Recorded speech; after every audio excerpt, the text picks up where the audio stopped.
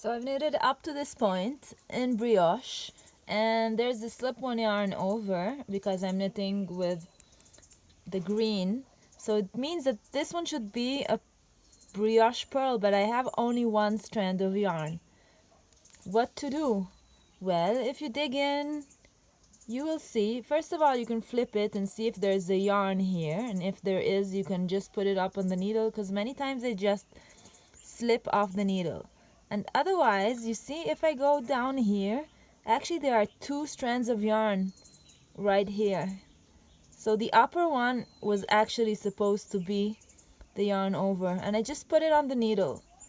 All right, now it's on the needle on the wrong way. I would like it to have the front, this on the front, but I have a stitch in between. So first of all, I also slip the stitch to be exactly like this, so that the back leg is in the back, and then I can either knit it or purl it in this like this, or I can just twist both strands again, and that's it. This is a normal stitch now, and I can just work it as it should be.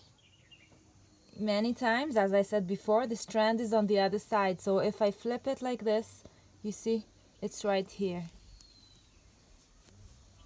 So in that case, I just put it back, and it's usually already in the right position. But you see what happened now? I've played so much, so exactly the same thing is happening in the other yarn. So be aware to always go back and make sure that you make your yarn overs correctly. And now I can brioche purl.